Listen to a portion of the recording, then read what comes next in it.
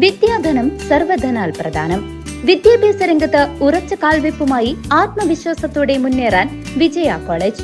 പരിചയസമ്പന്നരായ അധ്യാപകരുടെ കീഴിൽ ചിട്ടയായ പരിശീലനം നൽകി ഭാവിയിലെ വാഗ്ദാനങ്ങളാക്കി മാറ്റുന്നു ഓരോ വിദ്യാർത്ഥികളെയും. Vijaya college, near bus stand, Chelakkara.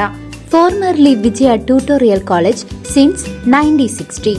വടക്കാഞ്ചേരിയിൽ വീണ്ടും കാട്ടാനകൂട്ടം. വ്യാപക കൃഷിനാശം. നാട്ടുകാർ ദുരിതത്തിൽ. വടക്കാഞ്ചേരി തലപ്പിള്ളി താലൂക്കിൽ കാട്ടാന ശല്യം രൂക്ഷമാകുന്നു.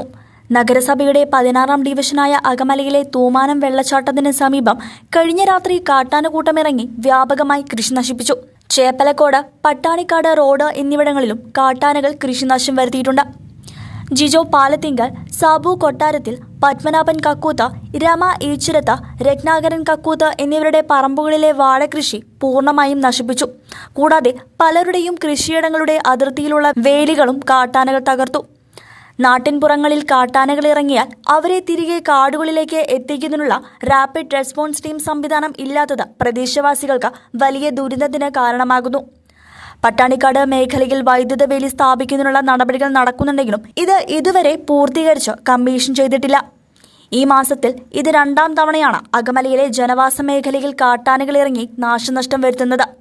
തുടർച്ചയായ കാട്ടാന ആക്രമണങ്ങളിൽ ഭീതിയിലായ പ്രദേശവാസികൾക്ക് RRT സംവിധാനം ഉടൻ ലഭ്യമാക്കണമെന്നും വൈദ്യുത വേലിയുടെ നിർമ്മാണം എത്രയും പെട്ടെന്ന് പൂർത്തീകരിക്കണമെന്നും ആവശ്യപ്പെടുന്നു.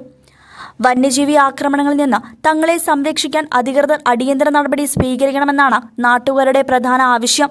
News desk, CCV.